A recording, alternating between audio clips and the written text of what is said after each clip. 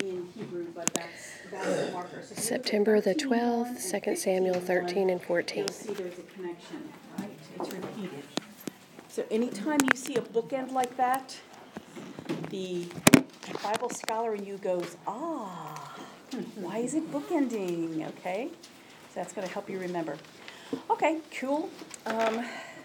Also, last week we talked about why we knew that this story is not really about Amnon, even though it seems like it's about Amnon, right?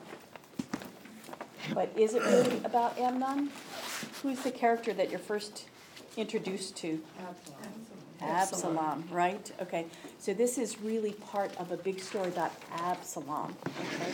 So, not that Amnon's not a key player, but this is just to help you pull it all together. All right.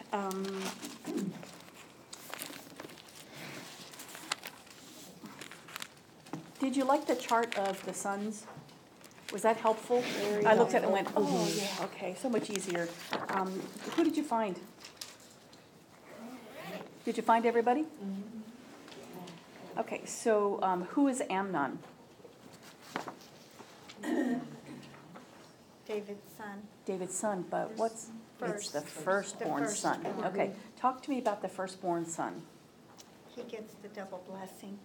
He gets the double blessing, absolutely. What else does he get? The title. He gets, because he's a royal one, he gets the king's title. What does he get for an inheritance? Double portion. The double portion, right. He gets the double blessing and the double portion. So even though everybody, so all his sons will receive a portion, but Amnon as the eldest, as the firstborn son, and remember that's a title, firstborn son, okay? If you have 3 girls, a boy, and 5 more girls, the boy is still called the firstborn son, okay? So even if there's no more sons, okay? So that's why Jesus can be called the firstborn son even though there's no more sons, right? Mm-hmm. Does that make sense? I'm just trying to tie that together with you. Okay, good. Okay, so Amnon is important because he's the firstborn son. What's the history of firstborn sons in the... Not good. Not good. Yeah, like starting with Cain and moving on from there. Firstborn sons, yeah. Who was the firstborn son of Jacob? Esau. Esau, right? How about... wait, no, that's Isaac. Isaac is the firstborn. Okay. Okay. Joseph wasn't a firstborn son? No. Joseph was the youngest. Yeah. You're talking about he- Jacob's children, yeah. I thought you were making a reference between, the firstborns not really being all that cool. It's not. And then, just always somebody either in the middle or at the end that was blessed. Right. God usually overlooked the firstborn. Who's the exception to the firstborn? Jonathan. Well, We don't know he's a firstborn, though. Jesus. so that's true. Jesus, Oh, there's Jesus. an Old Testament one. He's Yeah. famous. At least his name is famous. His name is famous. Come on. Solomon? What's name in Hebrew? Shem. Thank you. Shem. I'm giving it to you guys.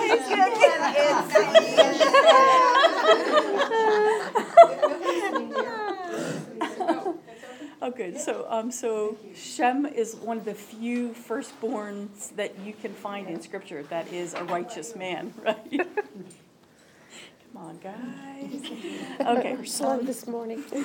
More coffee. Seriously, with one eye, I can't.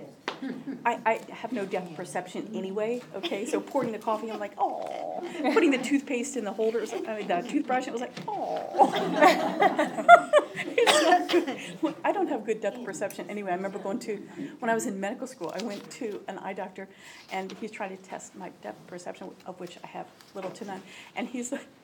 He finally gets out the little, rabbits ones that he can show me because he thinks I just don't get it. It was like, I know what you're asking. I don't need the rabbits, thank you. Oh, Lord. I thought you were done. I know, really.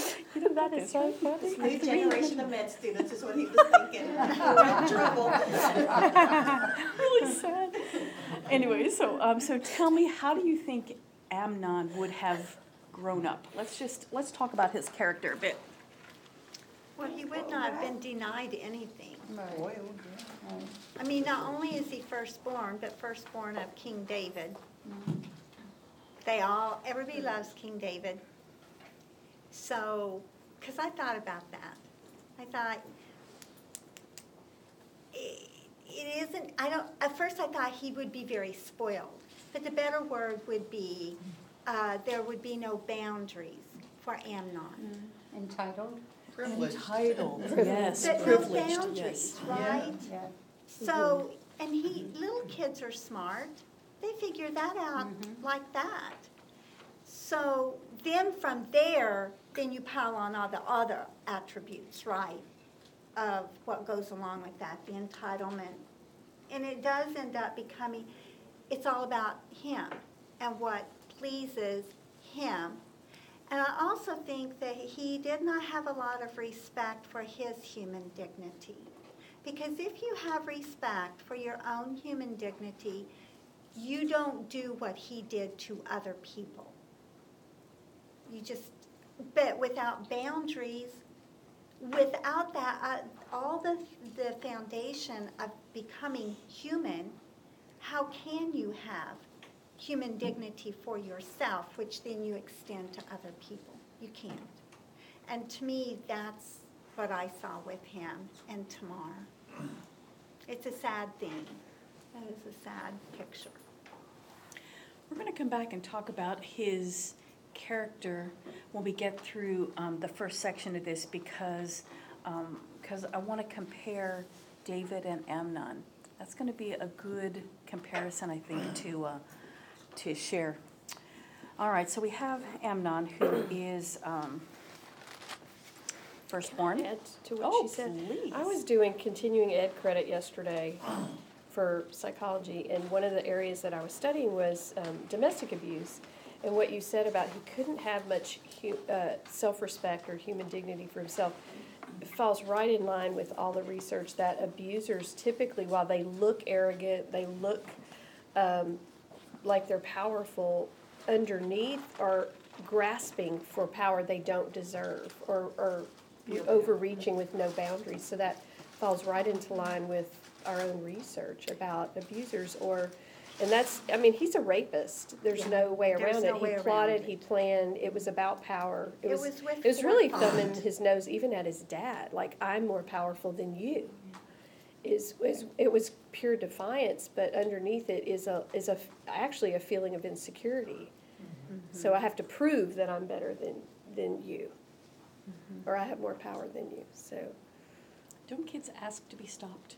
they do. Exactly. They do. They're constantly testing the limit, and you'll even see toddlers like look at you and go to touch something because they want to know. They are. You know, and parents in initial interviews will often say, in a very funny way, "Oh yeah, well we've spoiled him," and I'll say, "You know what spoiled means?" And they're like, "Well, we indulge him." No, it means you ruined him. I said, "Now we're going to start here and now to stop ruining him," and it's like this, because they're here awesome. for help. They realize something's going wrong, and they don't yet see that it's them, because 90% of the time it's parenting, not always, but a lot of it is indulgent parenting. Isn't that what so- they say about dog training too? Yes. Yeah, my It's not first the dog dog. was a brat. My second dog is very obedient. I learned a whole lot.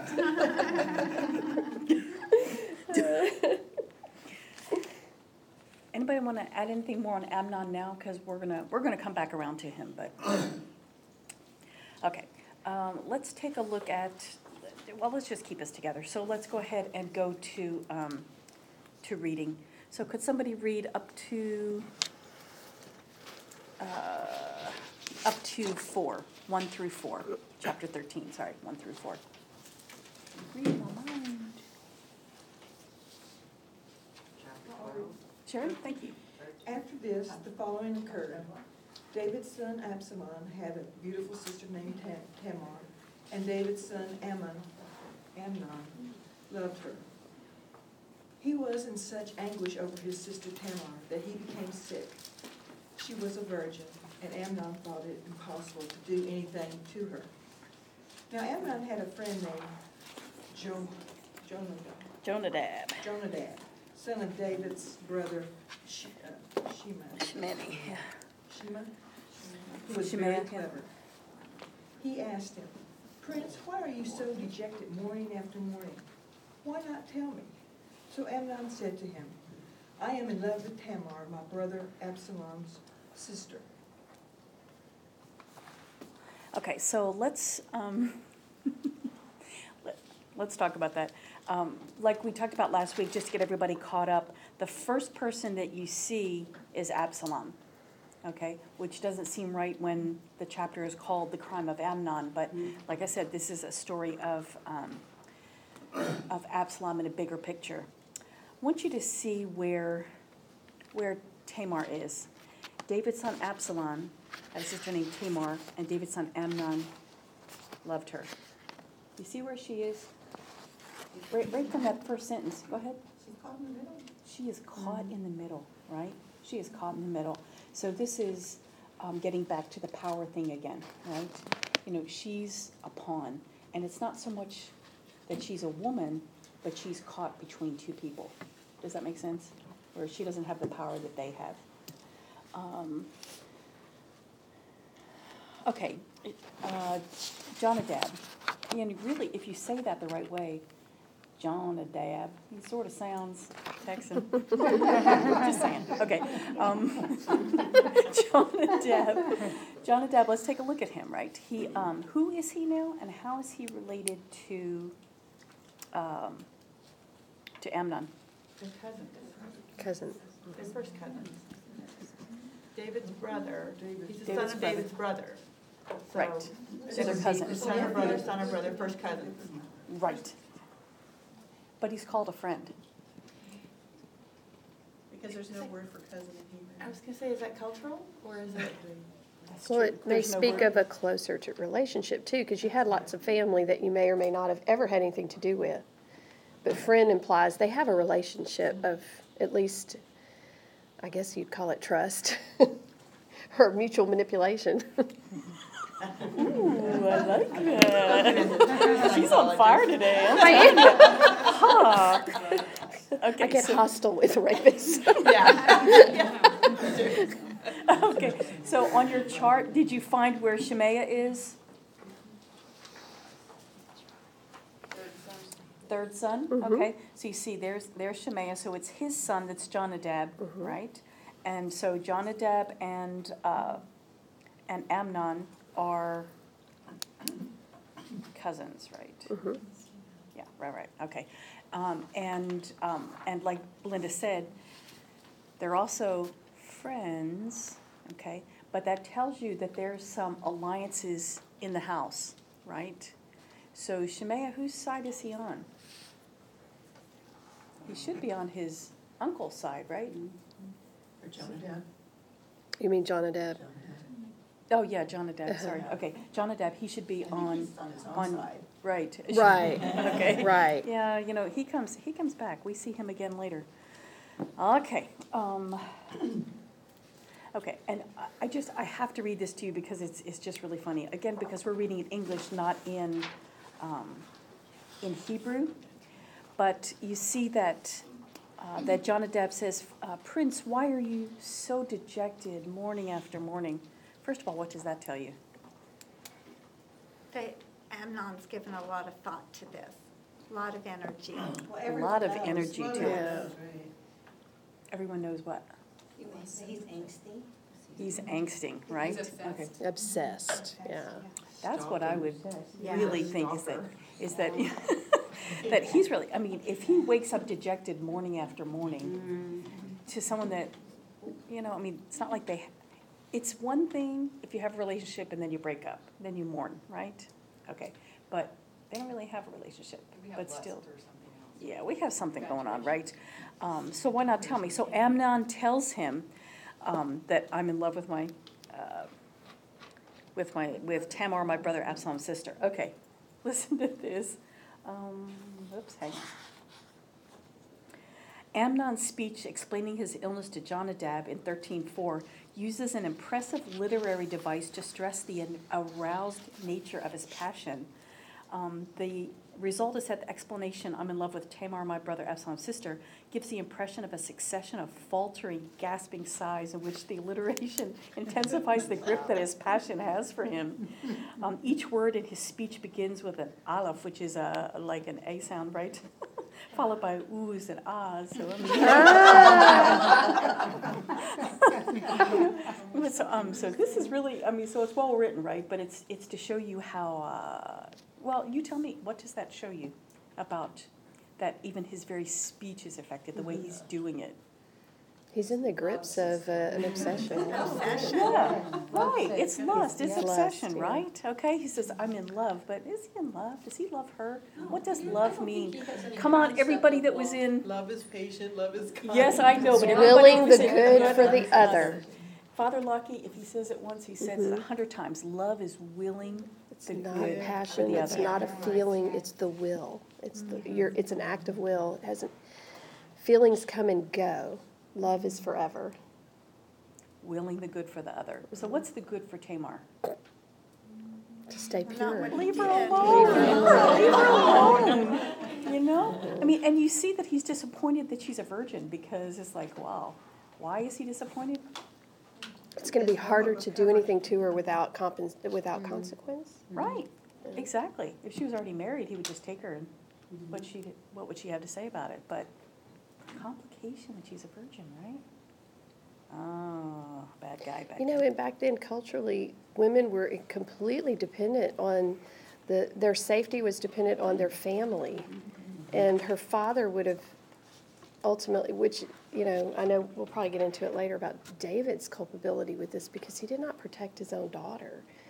And he didn't seek threw her justice under the after. bus. He threw her under the bus, yeah.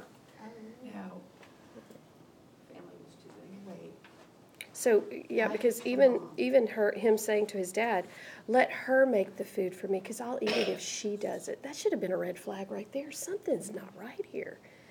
especially when David's born, but he is the firstborn. I was gonna say, he wasn't the best example, was he? No. Yeah, I would say he was a dysfunctional. Yeah. very. Yeah, very much so. If you have how many wives? It's already dysfunctional. By the time you get to number 2, it's dysfunctional. Right? Yeah. Okay.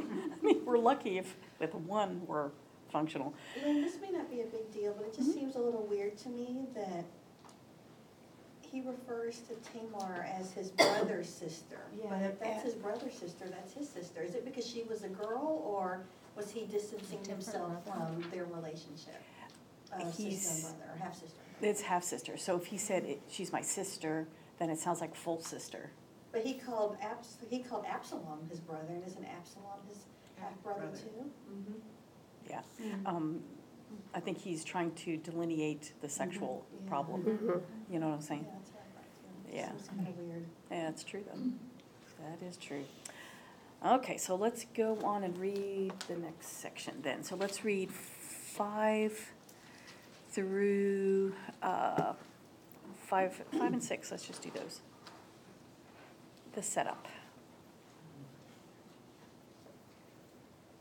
Then Jonadab replied, "Lie down on your bed and pretend to be sick.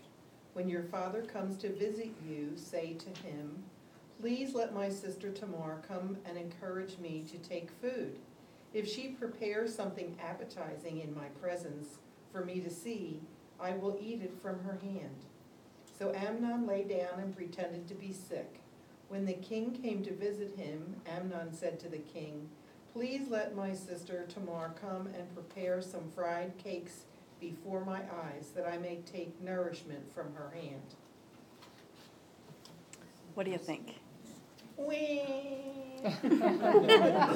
Honestly, my boys used to do that to their sister now. It had nothing to do with what is going on. Right. It was always, but if you make the scrambled eggs, they taste so much better.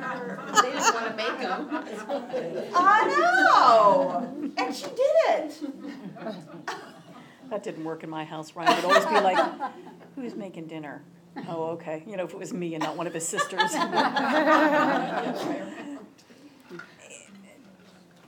What do you think? I think it's gross. Waiting for the next sentence. Yeah, he's plotting, that's all. And even for David to be so, what is it, is the word culpable? that the right word? Gullible, yeah. Was he gullible, or did he know what was going on? David? Oh, I hope he didn't. Aw. You know, with that big a family, and were they involved with their kids like we are in today's society? How could you be when you've got that many wives? I was gonna say, do you have I time? mean, Probably not. realistically, Probably not. it would be difficult.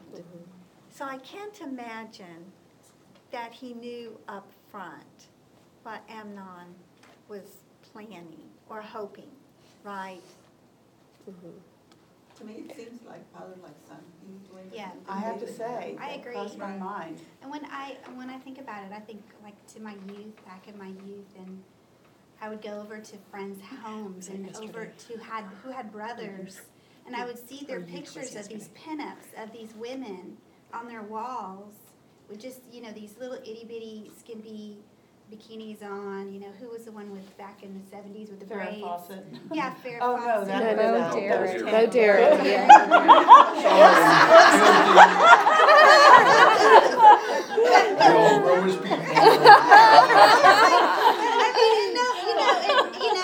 Look, I understand, but it makes me think like, he's just like, oh, laissez-faire, just whatever, doesn't care. Go ahead, put up your pinup, and here's your tissue box and your lotion, and go to town. Honestly, it's just like giving a thumbs up. Great, it's a green light. I don't mean to be nasty or ugly, but it's just that's what it's like. He's giving him a green light to. Yeah. It's okay. It's no big deal. I think it's we all probably do it. more like what y'all were saying.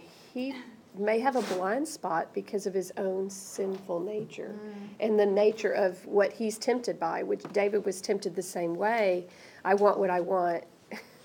And the male passion was their most common fault, but I think it's just maybe pointing out to all of us that we're all vulnerable to, I see it all the time, you're vulnerable to not seeing the obvious when it's a family member you love. You excuse them, you apologize for them, you make up reasons why they're not as bad as they are. Because you we can't look bear at to them see through it. eyes of love. Yeah. Love is unconditional. Yeah.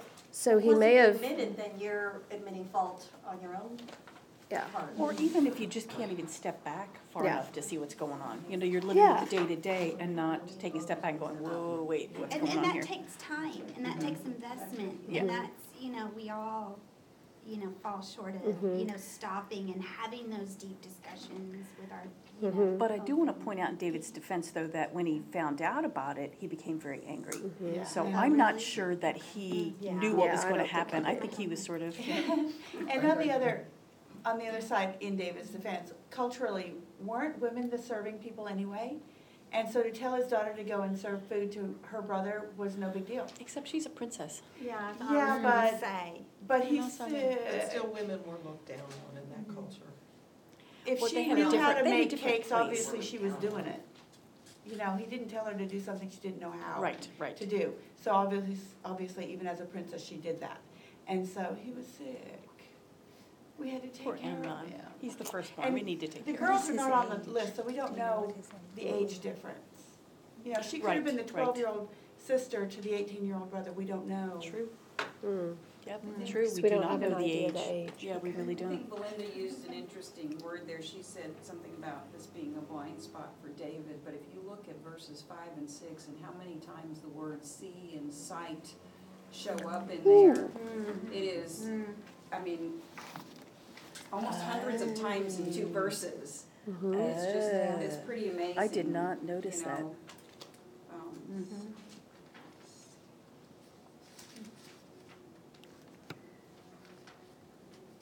Father comes to see, Mm-hmm. meet in my sight, I may see it.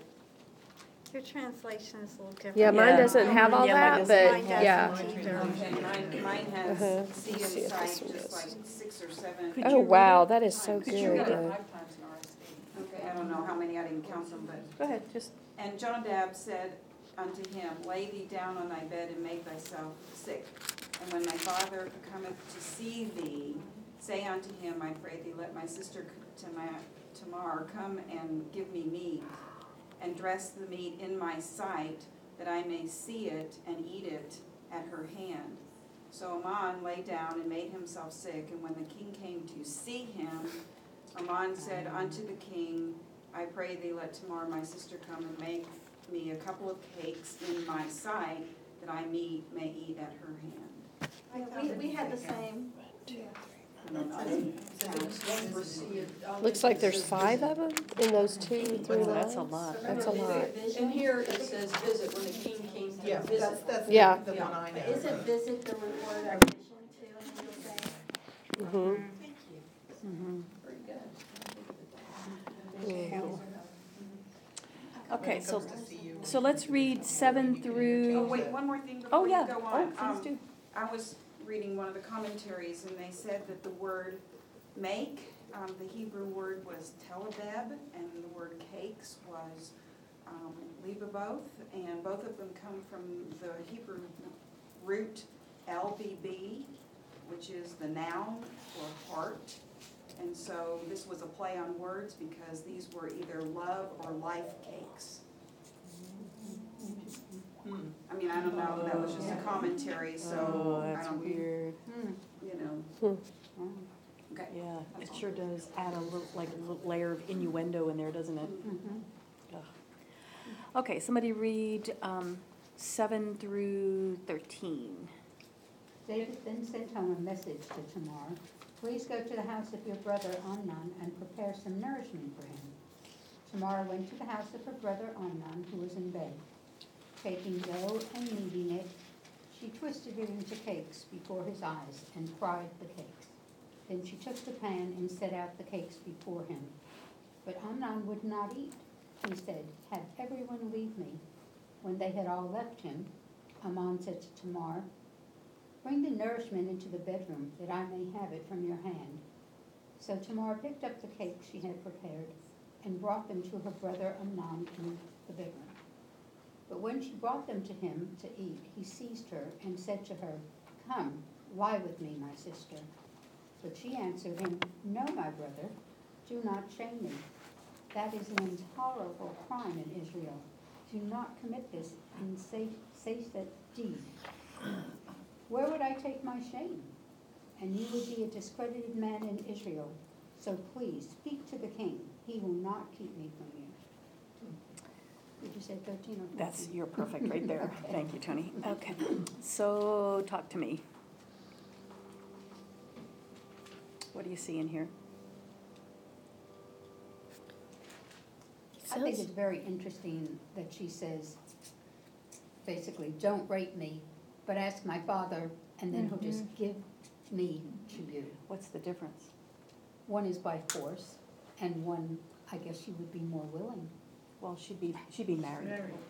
So he's Oh, saying is as a that bride, what- that's oh, what she's okay, saying. Yeah, okay. yeah, I yeah. didn't get that, Yeah, yeah. okay. So that's- okay. why is that important, the Okay. two, between the two?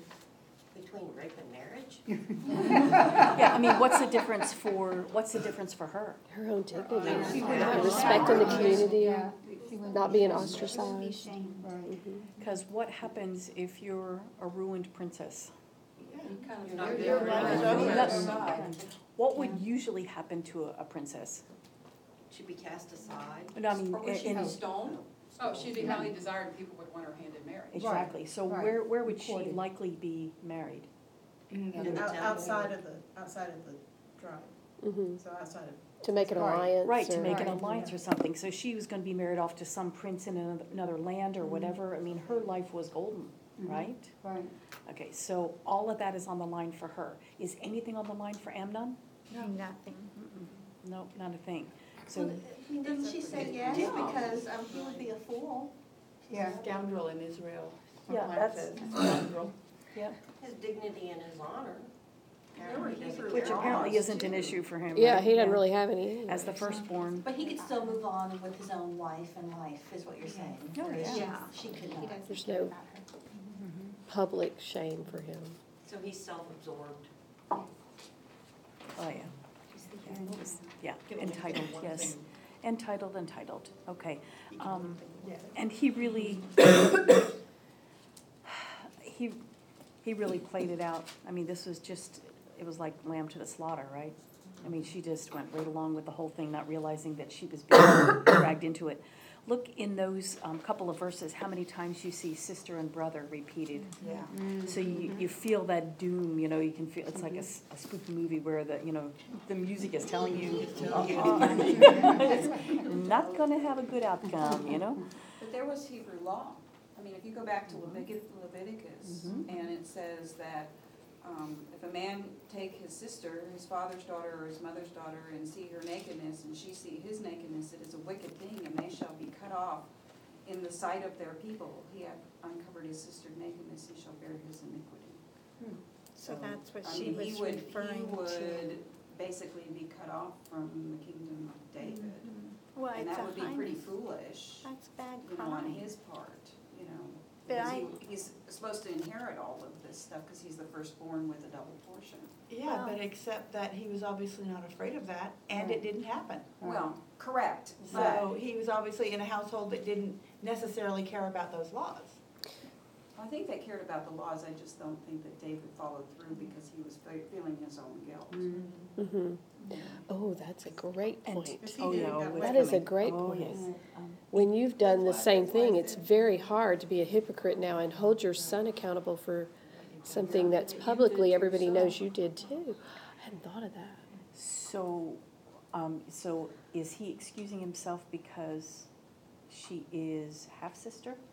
Is he thinking that the full weight of that does not fall on him? That's a possibility.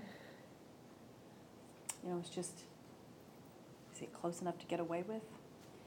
Well, is he thinking at this point? Just saying, you know, I mean, you know, this is like, you know, so close he can. Okay, so let's read 14 through 19. Not heeding her plea, he overpowered her. He shamed her and had relations with her. Then Amnon conceived an instant hatred for her, which far surpassed the love he had had for her. Get up and leave, he said to her.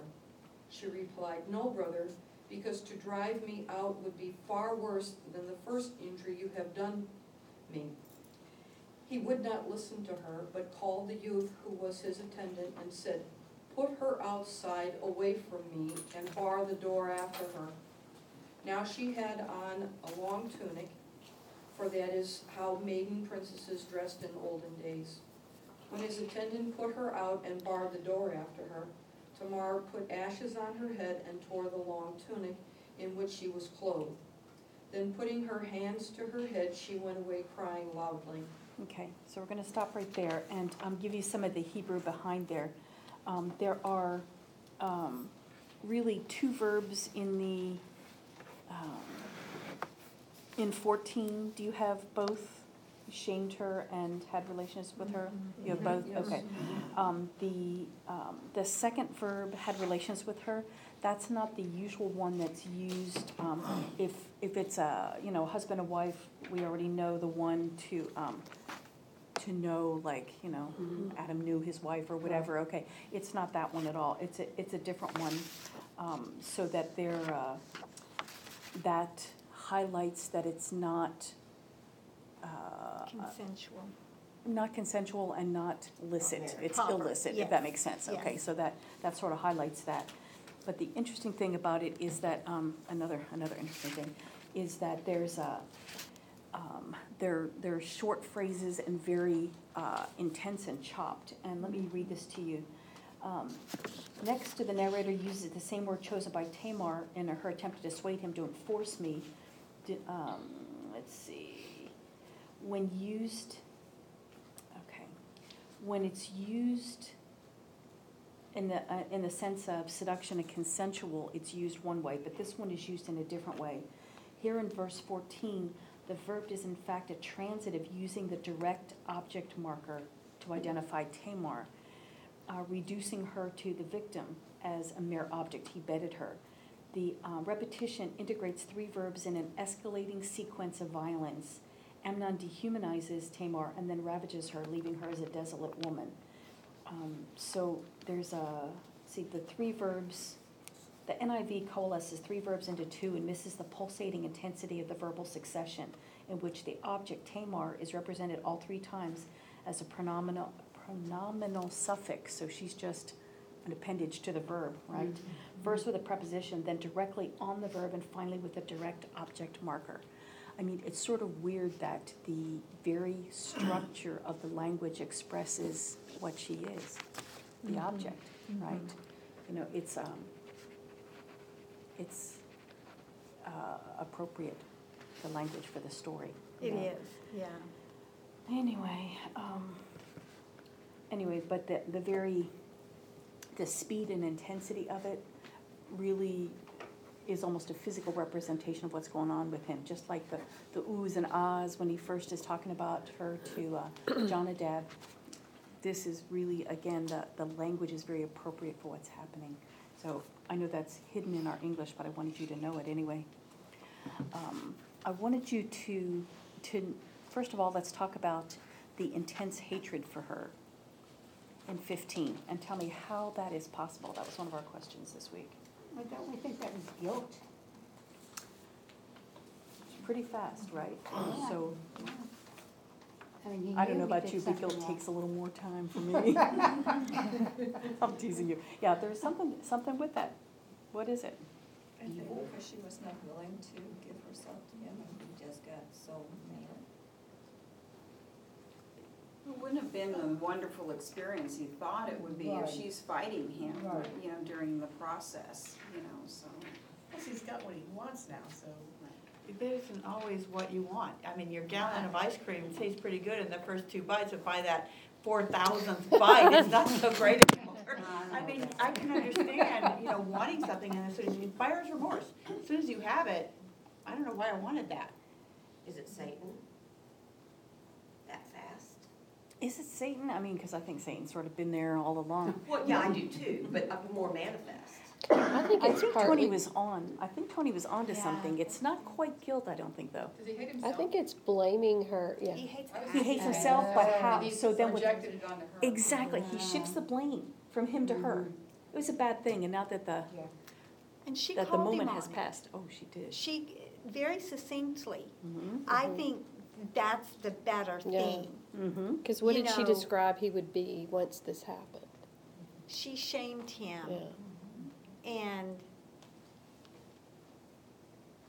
if you've gone to this length to get something you want,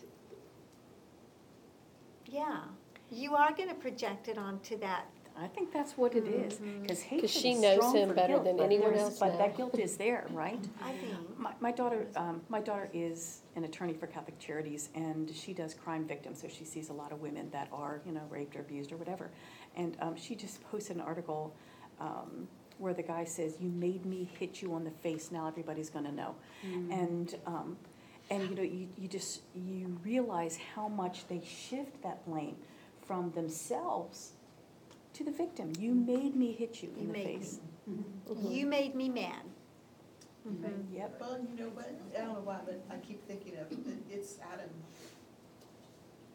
It's Oh, Adam, blaming I'm Eve. saying, she Well, made it me wasn't do her it. fault. I didn't even think of that. Didn't even think. Oh, yeah. Isn't that just the consequence of sin then? We immediately look outside of ourselves. There's some other reason besides me that this happened. So it's the natural human sinful nature, I And guess. if we didn't have it, you'd be honest. This is going to be my marker for when I know Erin has actually made progress, when she can take the blame for anything at all. It's always, well, but, yeah. But isn't that a sign, I was just thinking, isn't that a sign of maturity? Yeah. When you can look at a situation and take the responsibility. I did this. Absolutely. It's also a sign in psychology, again, of empowerment. Yes. When you see yourself in control of yourself, you have true power. He constantly is grasping for power that is not legitimate and not his own, because ultimately he feels powerless. So again, that degrading of self means I'm ultimately going to degrade others, which is why Jesus says love others as you love yourself, it's so important to love ourselves, to respect our own dignity, because we can't respect others until we do. So this just keeps pinging for me how true psychology is, as long as it's in conformity to the Word, because it just bears out over time. Yeah, man doesn't change, no matter what society would like you to know. Okay, get up and leave, he said. And she said no, because that's going to be even worse. Not only does he tell her to go, then who does he call to put her out? The attendant. It's his personal servant, his personal servant, to throw her out. He doesn't even do it himself. No, and what do you know about servants? Well, now it's going You to watch Downton Abbey. Yeah, that's going to be all over the palace. I'll tell you, this is a secret, don't tell anybody, but The Yeah. maids know everything. Yeah.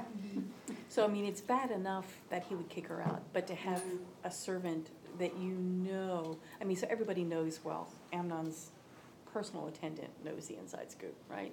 So now she's doubly, triply, quadruply, double dog ruined. Your commentary says that Amnon's,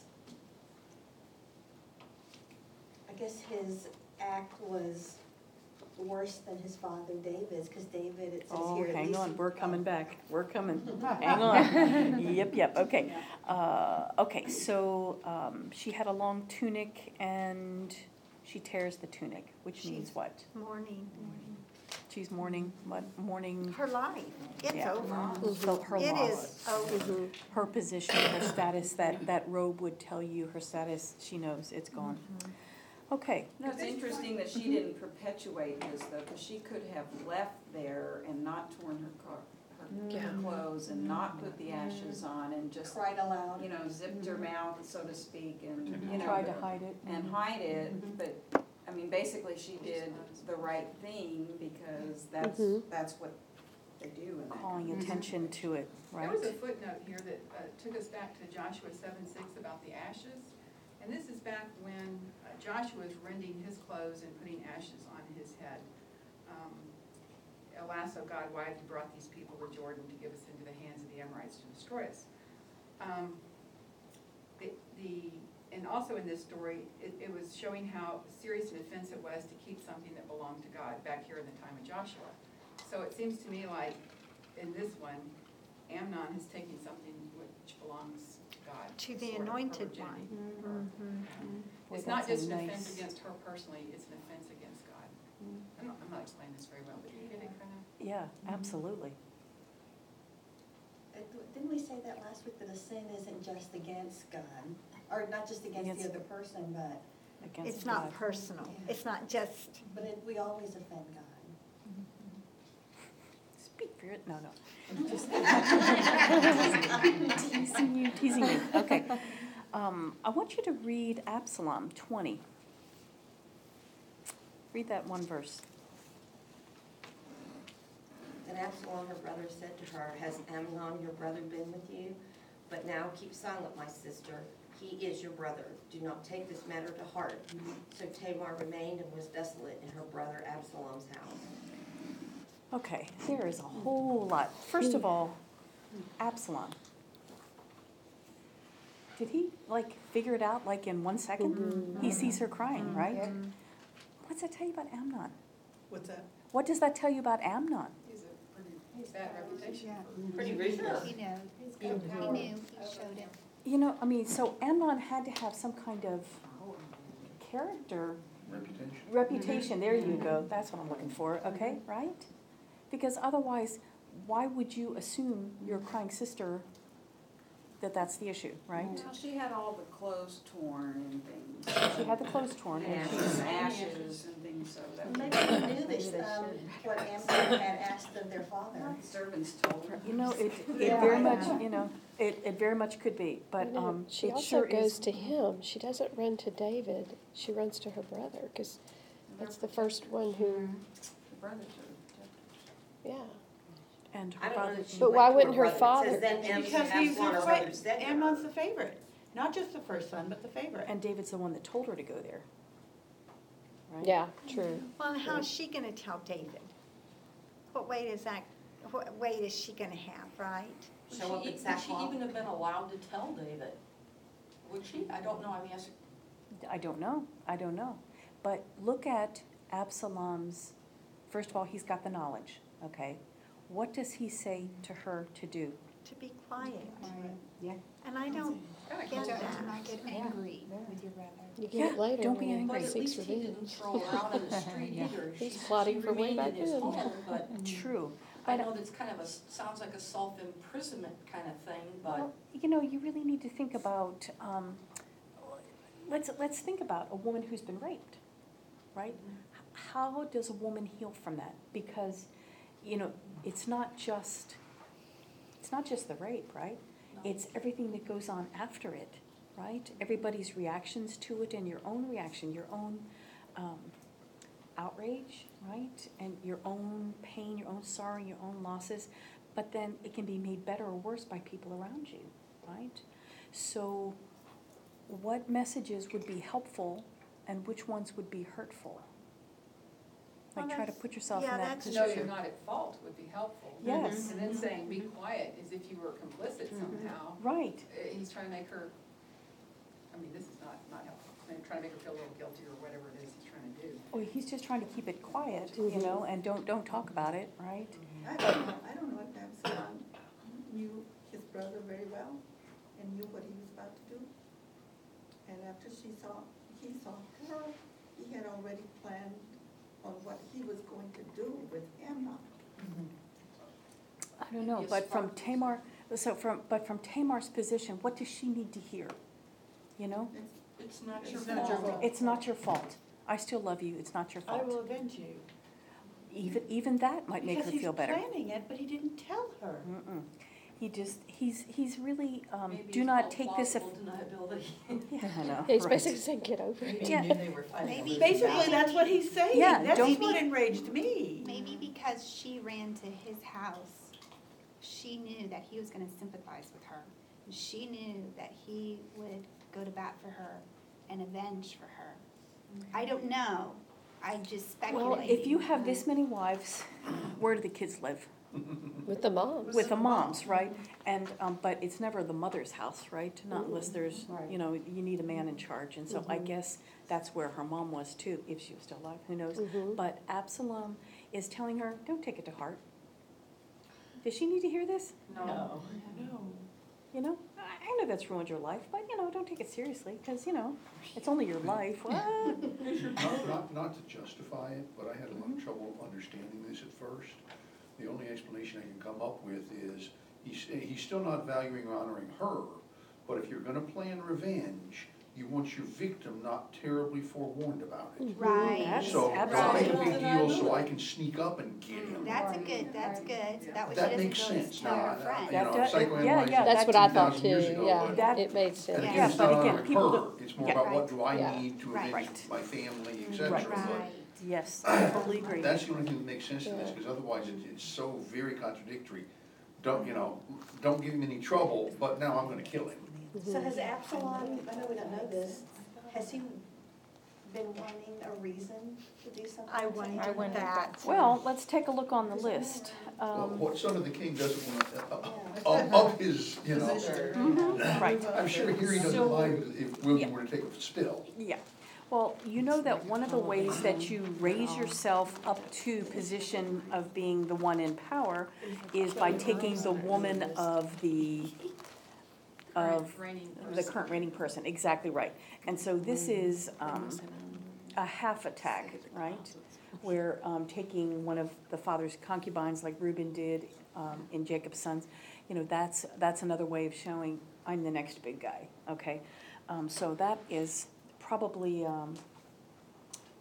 another way he can justify it sort of in his head at the beginning. Amnon, right? Absalom, does he have any reason to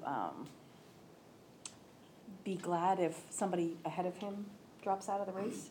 Ups his position. Sure. Yeah, exactly, right? It puts him Yeah. closer to the, this one has Absalom as being the third son, right? In line, in this line of succession, right? Okay.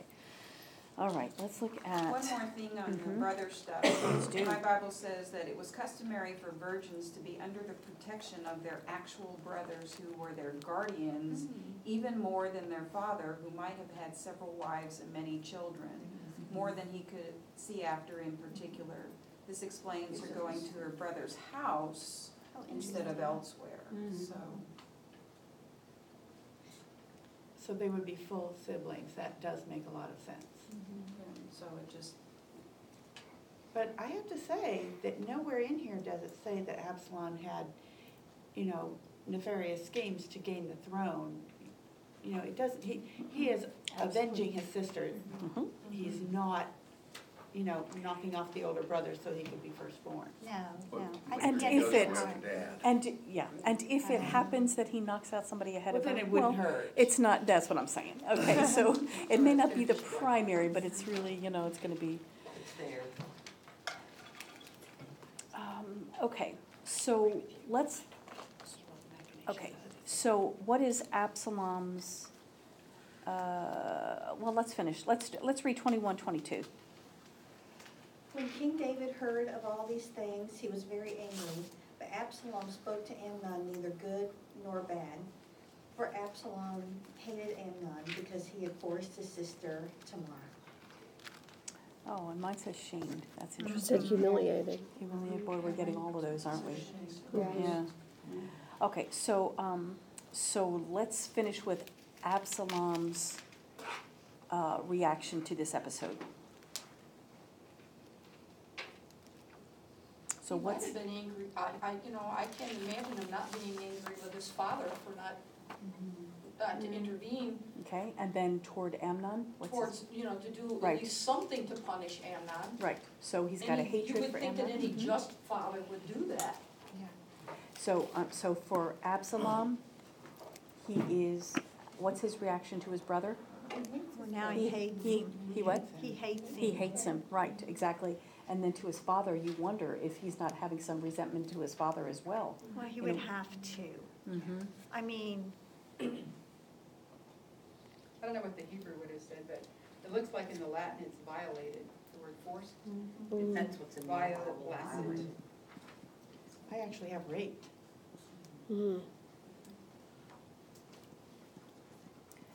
Then let's do David's reaction.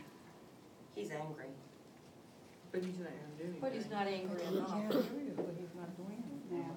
well, he Yeah, didn't that's right. protect So the, he's furious, right? yeah. Who is David mad at? Probably himself. Yeah, it doesn't say, does it? Yeah, he became very angry, but. I think it goes back to what Belinda said, that sometimes it's realizing that, how can I say anything when I did basically the same thing? I think he's mad at Amnon because he knows Amnon set the whole thing up and used him as the pawn. Yes. Yep. I think he Yes. thought, this is my firstborn, this is my love child, this is, But you can't really do know, anything about that since I'm the one who did that first. because David did not address this, he did not protect the honor of his family. That's right. Because it's not just about Tamar's honor, it is about his dynasty, his living dynasty then. And that's the big shame of it. Yeah, and even beyond that, the spiritual shame of you're the image of the ultimate kingdom, and yet you're letting incest, rape, Favoritism. murder, favoritism. You're letting all this into the kingdom of God that I've allowed you to establish, with my The legacy blessing, left and then behind. you're immediately it starts to decay. So let's talk about David as father. What should have David done with Amnon? Let's do Amnon, Tamar, and Absalom. What should he have done with Amnon? They had laws, they had rules, whatever was set out in Mhm. the, Should have happened, in yeah. the Israel's Leviticus, whatever. Whatever their Right. judges. Whatever Well, Nancy was said set what out it in the was. law was supposed to It was happen. capital punishment. Cast out, no, it's Exactly. being cast out, right? Exactly. Yeah. Okay, so he should have disciplined his son, made him subject to the same rules as everybody else, right? Okay, Amnon, what about, and if I had been duped the way David was, then that would make it a little easier to carry that through, right? You know, so it's not just that he sinned, but he pulled David into it, right, to give it the seal of approval. Okay, what about for Tamar? What should David have done for Tamar? Punished Amnon. That would be one thing, right? He You would know, need to look he's- after her future. He should have taken her into his house. He should have raised her to a higher level. He should have made sure she was married off to the most wealthy king that he could find. He should have done everything in his power to heal that girl. That But may then not have what been if- allowed, what would the though. other woman Levitical have done? law may not have allowed that, would it, do you think? How would the other woman, I'm not sure on entirely of all the culture, I have an inkling, but wouldn't the other, let's say that David did take Tamar into his house, what would the other women, that were already in that house feel towards Tamar? There would have to have been some animosity, because some of the women would have been, let's face it, some of them would have had, you're bringing this upstart in. Maybe they would have felt that way, who knows? Would Amnon Because it's not in their have house. had to marry her? Would that have been an option? Yeah, That that's what I would thought have of been that, an too. option, because, let's see, because she was a virgin at that point, okay? That would have been an appropriate, if you take out the incest part of it. Right. You know, If you But I ignore think the they law. would have If even you- allowed a if- half yeah, If you sin. ignore the law. Or if you enforce a different part of it. So, Okay. so if a man takes an unmarried woman, he's forced to marry her, right? So here we have the compounding issue of their relations, right? But, that's why she's saying, wait, if you ask our Father. Well, who and we art get in our ethics from Judeo-Christian traditions, so even in professional ethics, there's two contradictory rules, like say your ethical guidelines versus the law, you always follow the highest one, the one that causes the greatest good. Sometimes that's a judgment call, so in this situation, even though, yes, siblings shouldn't marry, what's the greater good for the society, for the good of all, not just these two people? But would that have been a good position to put Tamar And, in? Well, Not David would necessarily decide. good for her, except that they didn't have to live together as man and wife, if that Yeah. makes any That's sense. But she would have the protection of the law, Right. Yeah. that she's a married And woman. that's really what it would be about, not that they would marry and be happy together. That wasn't even an option back then for princesses. They didn't marry to be happy. They married for the good of the kingdom. But Which- when you look at it, from what she said was, well, just ask my father. So she didn't necessarily not like him. No, I don't think she liked it has him. anything I don't to think do that- with liking at all. I think she was negotiating at that point. Yeah. Yes. Well, I Yeah. mean, but I'm saying, She was you know. working on, I She can was get my open to dignity at marriage. least to a Open to degree. that. Open to marriage, absolutely, At because least in that's her that moment. protection. David should Yeah. have done. Just to get out of the room, maybe she was Yeah. open to it, but If he had done something, it would have sent a message to Tamar. Even if he had, if you had any clue that he had comforted her, you know? So, yeah, that's, yeah. So I think you see a definite lack of parenting David to Tamar, right? Okay, what about David and Absalom? Well, it created a big rift. Why? And what should David have done? Well, obviously, to me, it was David's role to defend Tamar, and he did not. So that fell to Absalom. And so that creates its own rift, right? You lose respect for your dad. well, it's also an indignity more toward the men in her family than her. In that culture, she's a pawn, basically. Women weren't necessarily allowed dignity on their own, but they represented the dignity of the males in the household. So by Amnon raping her, he basically spit right in his brother's face. So Absalom has also lost his dignity. So he's been injured. And he's been injured, and David ignores that. That's the part, and okay. prefers his oldest, his Right. double portion So- kid. Exactly. So David knows that she's under Absalom's protection. But does he go to Absalom and say, listen, I know you're mad. I'm really mad too. You know, does he do that? No. So what happens with Absalom? Does his anger go away? Or does he every day see his mourning sister? It festers, exactly. And so you see the issue, right? Because David is not parenting, then this issue is allowed to go unresolved, right? Is there a way to handle that festering hate? Or is it just doomed to come out? I mean, what's the Some deal? kind of punishment would have helped, wouldn't it? Yeah, wouldn't it just have? At least some kind of acknowledgement. Lynn, just real quick, this commentary says that David's silence and passive attitude indicate that he accepts the misfortunes as coming from the hand of God and punishment for his past sins. And Their that is often said. So we're gonna come back around again to that. We're not, Itzy, these are all good insights, okay? Well, maybe. I want you to flip over to Psalm 39.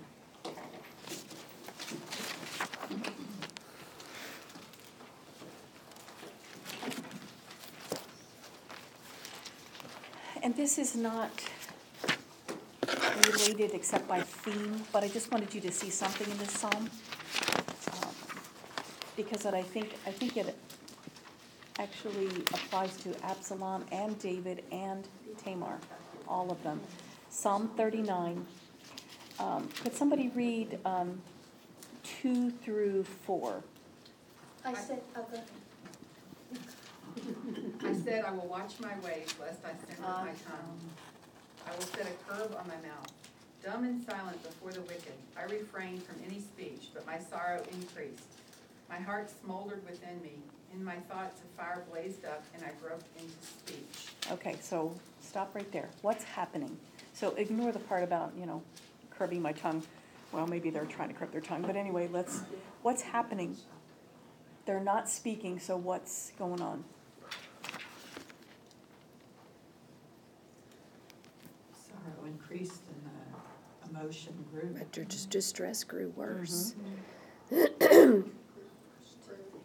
hatred just festered. This heart became hot within me. I think that's the revenge building up.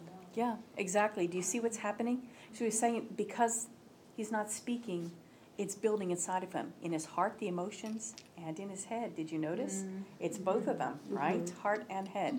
So, in Psalms that it really does relate to us, right? Okay, so what should he be doing? Read the next section, 5 through 7.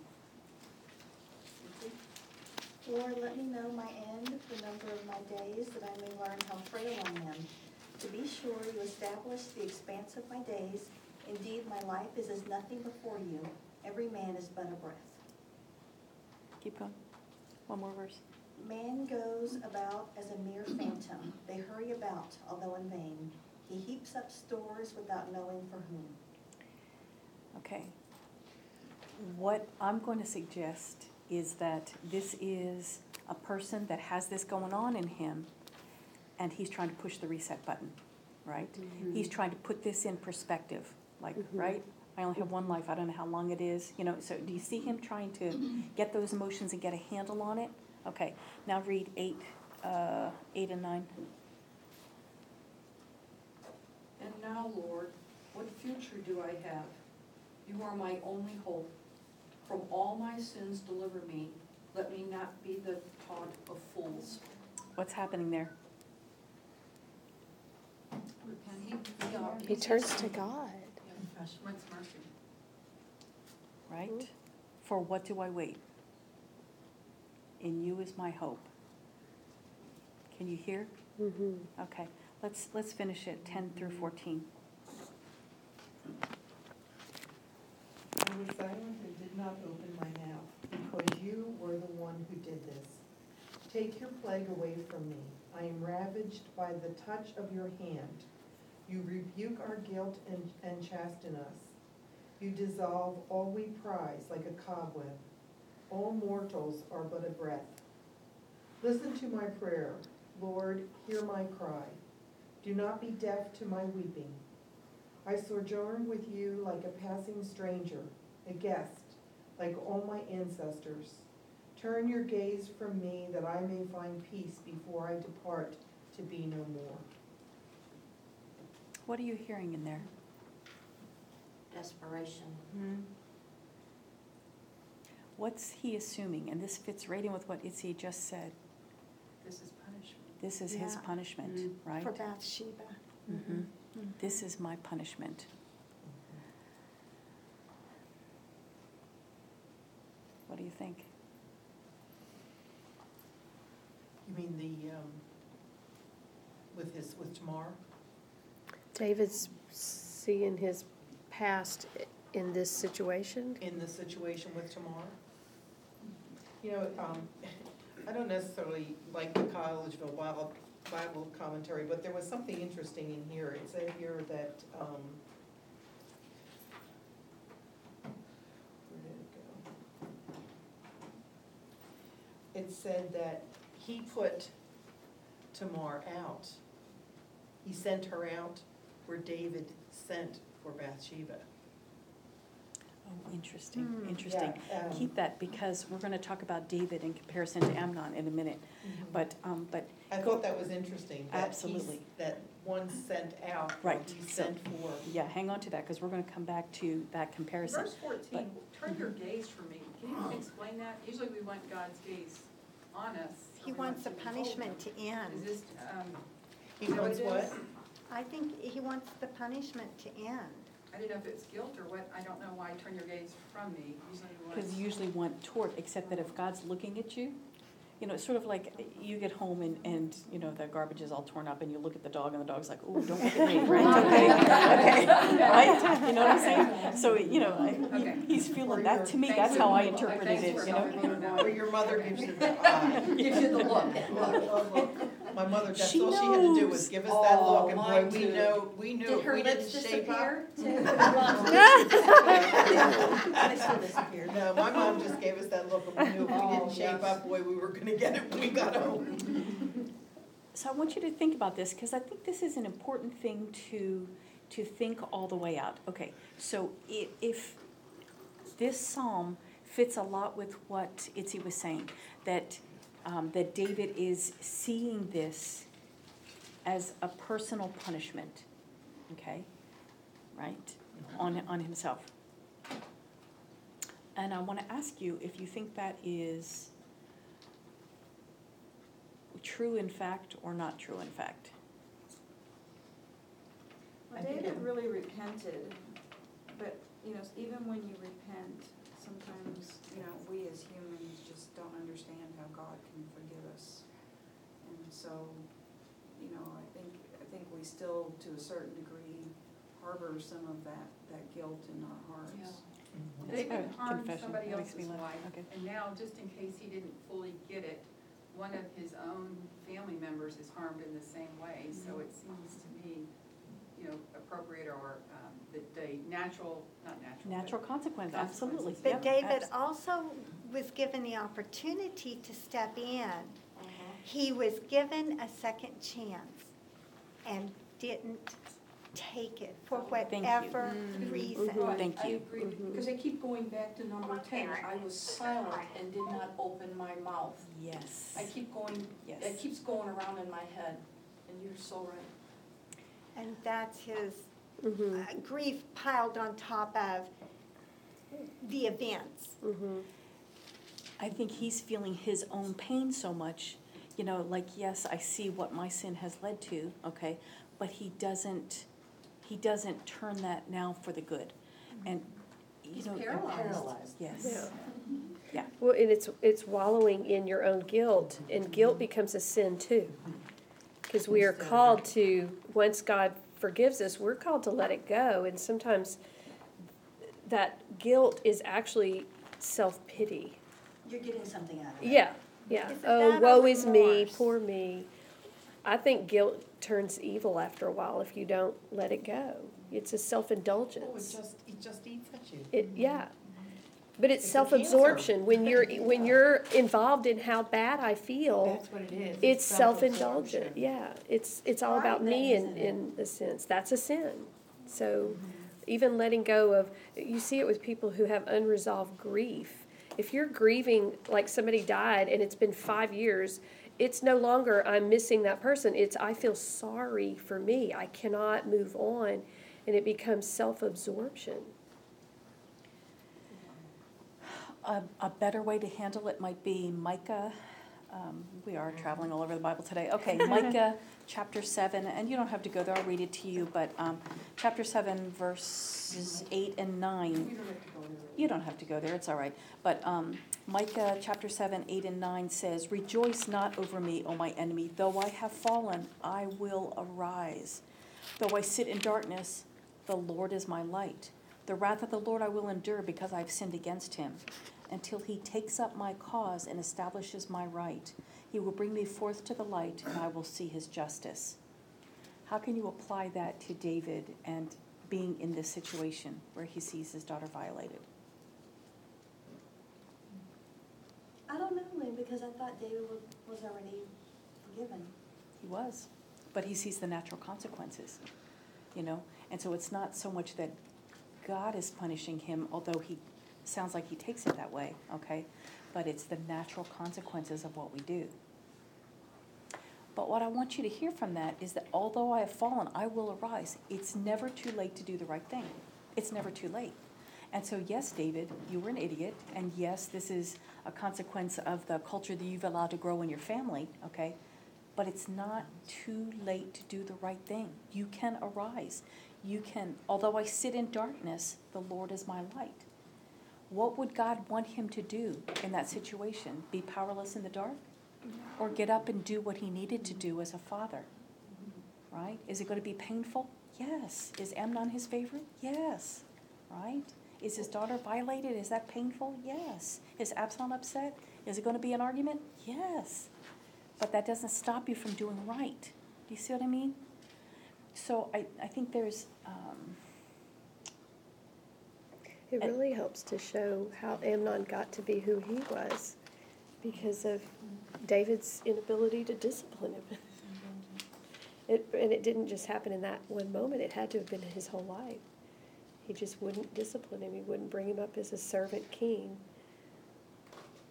A little interesting, you're talking about arising there because in going back to where we've been reading here, Amnon told Tamar, "Arise and be gone." You know, and so he's telling her to, you know, to do what he should be doing.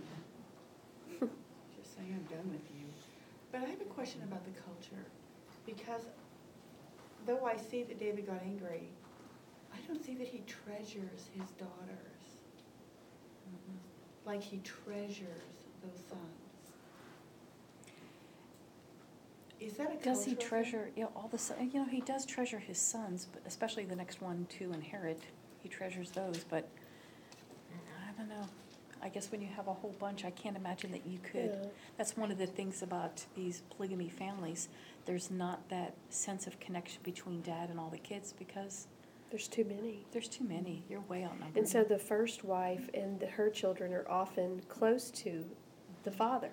But once there's multiple wives and multiple children, there's greater and greater distance between the father and the children and the father and the wives. So it inherently, they've done a lot of studies on polygamy in America, and it inherently has higher risks of abuse between siblings, higher risk of abuse between wives. Not just, you know, it's not just the father, the patriarch being abusive, it's all enmeshment and competition for his attention and the money.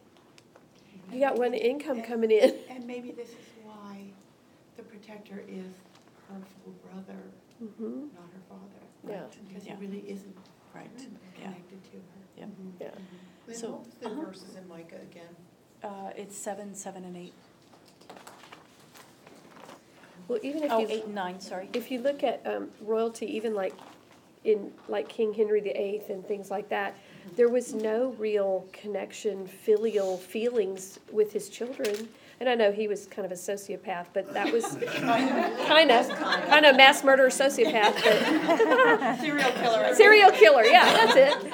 But in that time period, there wasn't that feeling, the familiar That's why I'm love asking that about the culture. we see in our It's not for generation. the individual child, it's what they basically can do for you, I think, Yeah. or for the kingdom. Mm-hmm. So let's do the David-Amnon comparison. How are they the same? How are they different? Did David grow up knowing he was gonna be next in line? No. Nope, because he was the eighth boy, right? Well, So- David came from nothing, and Amnon grew up with everything. You know, interestingly, on this chart, it says David is the seventh son. The seventh son? I thought they were But he's seven the eighth sons. child. The eighth child. I mean, I'm just pointing this out because I was like, oh my gosh, there's that son again. I thought there was I thought they brought seven sons in front of them. We'll have to check that out. The seventh son. Yeah, that's what it says, but I thought they brought seven sons in front of him. Yeah, we'll have to check it out. Check in 1 Samuel, where it comes in. Okay, so now let's, so what's the same and what's different? What's the same? Lust. Lust. Both of them saw a beautiful woman and wanted her. Okay? Who did they kill? Hmm? They killed. Yeah. Well, David did. David had the guy, but I guess in essence, you could say he kind of killed Tamar by casting her out. Well, so, okay. So what was David supposed to be doing? Leading the troops, Leading the yeah. troops. But he's what? lounging at home. At home lounging, okay. And if he Amnon. had TV, he'd have the feet up with a beer. David That's right. had to fight for everything he had. Amnon didn't have to do anything. Yes. David had been very faithful in following the Lord's nudgings up till then. Not that he was perfect, right? Sometimes somebody like Abigail had to smack him back into place, right? But he'd been pretty faithful. But now all of a sudden he's not doing what he's supposed to be doing. He's not out leading the troops. He's at home. And Amnon is doing what? At home doing nothing. At home doing nothing. You get this feeling that man is meant for work? You get this feeling? Okay. So both of them have sins of the eye, right? Right? They see a beautiful woman and they want her. Okay. What's the differences for the woman? Bathsheba is She's already married. She's already a wife. Married, but- okay. So it doesn't make it All right. okay, But but it's less of an issue than a virgin, right? Plus, he didn't rape Bathsheba. Right, there's no, right. So they both had a sexual sin, but one was rape, one was seduction. Yes, And that's what adultery. it sounds like, Yeah. yes. Right? Yeah. Okay, because you don't see that Bathsheba protests, okay? Is she entirely free in that? Well, if the king says, let's go, honey, you know, Yeah. I mean, what are you gonna say, right? Or she could have just been saying, hey, this is gonna be a better prospect. Could have, you don't know, you don't get any Any history. sign in scripture that Bathsheba was at fault in any way. And again, that- just going on what you said, we have no idea even if she suggested to David to say, hey, I got a husband, you know. Yeah, We don't there's know the narrator usually gives you clues about somebody's guilt or innocence, you know? And there's nothing to say that Bathsheba, no negative aspersions are cast on her. And that narrator knows a lot of stuff. You know, he doesn't tell us all, but he knows it all. Okay, so you don't see that with Bathsheba. With Tamar, is there any sign that Tamar is less than virtuous? No. Okay, so she's a totally innocent victim, right? Okay. The reaction for David and Amnon following the incident. Do you see any contrast there? Well, David repented, Right away? No. only when he was called. When Nathan challenged him, Only yeah. later, okay? Only later does he repent. It takes him a long time, okay? Did So- Bathsheba become the love of his life? Well, the Did David have a Hollywood love version of did. You know, don't know. When we get to Song of Songs, we can talk about whether or not that's Bathsheba or the love of his life, okay? But for, oh no, that's Solomon, never mind, duh, I'm in another place, okay. For David, you don't see that he's sorry. Seems like content, right? You don't hear anything angst in between, you know, he got what he wanted, life is good. What about Amnon? He he's disgusted. He's not only not sorry, he's hateful. Yes. And so he blames her. He's not only not sorry, he's hateful. Yeah. So what is, what's his reaction is to hurt Tamar, right? Further. Right? What about David and Bathsheba? He finds out, she sends a note that she's pregnant, okay, and then what happens? He wants to make her his wife. Uriah. Well, He he tries tries to to- protect her through Uriah, Yeah. who does not know He's not- and is not cooperating. Right. But he does try. Yeah, to protect himself, so he is. Yeah. And And Bathsheba. her. And Bathsheba, yeah. Well, I think she was indirect. Well, you know, he could He's have, a byproduct of his own protection.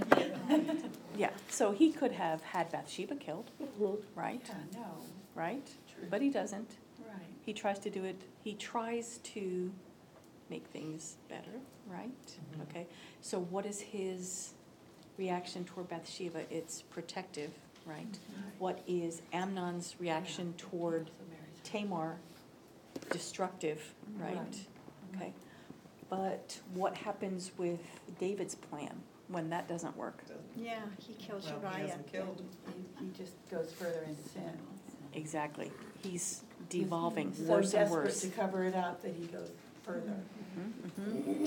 And Amnon is only making things worse with her by making sure the servant knows, right? So you can see that both of them are descending down, right? Okay. At what point does the path of David and Amnon separate? Well, first of all, they were different in that one was not incest and the other one was. That's sort of a difference, right?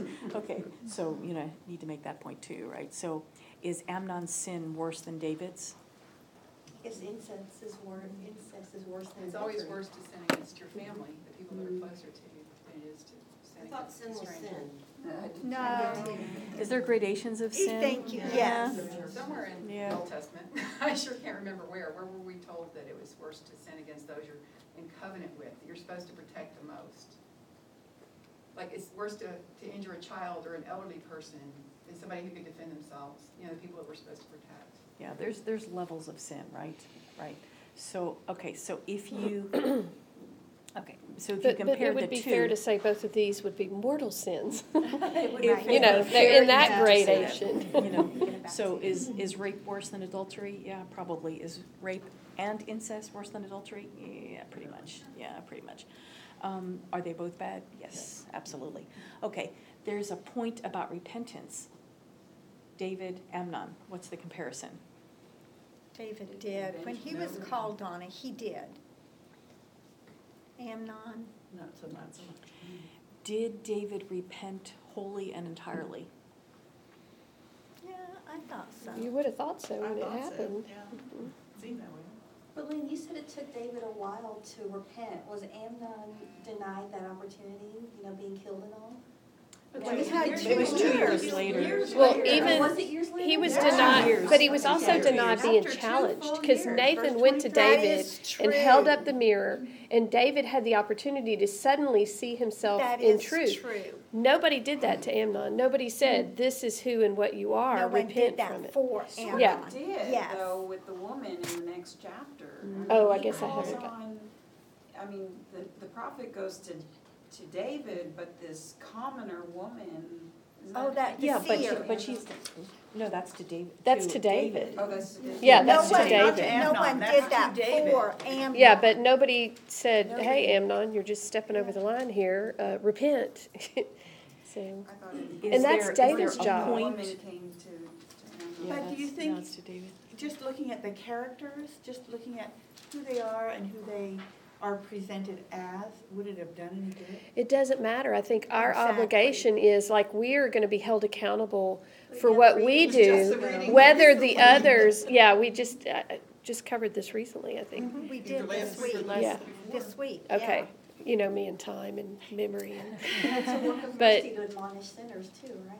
yeah. It's a work of mercy. That's a dicey one, right? It Okay, is because they're not, dicey. does anybody like to be reminded of what a sinner they are?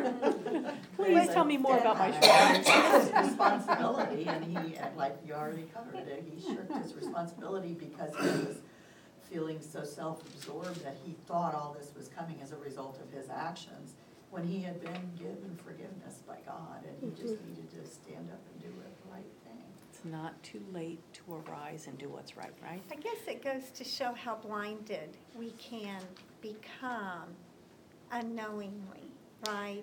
Yeah. Well, and also we don't want to point other people's sin out because we're afraid to be called hypocrites. Because it is hypocritical in a way for him to still impose the law when he broke the law, but that's what we're all called to do. We all break the law. We're all hypocrites. But yet we're still, when we see somebody else straying, it's our obligation in love to let them know But it. in reality, it's Not just because never we're admonish perfect. if the Exactly, standard you'd were that never, we're perfect. well, which is what the world tells us not to do now. You don't judge because you're not perfect. Well, then nobody can ever say anything is good or bad then. So, go ahead. No, no, Where we're coming I'm now gonna with all this defend political David. correctness? That's it. It's evil. and I'm that's going to an evil. defend David for 1 minute, from the parent point of view. First of all, he would have to go and address his first son, who is his favorite, over a sexual sin. Whether David had done that in the past or not, put that aside. And this kid is older, let's say at least 16, then that was fairly adult, right? So I guess if you look at it, would we as current day parent do that? Probably, but it would be with great distress, right? That is not something that would come easy.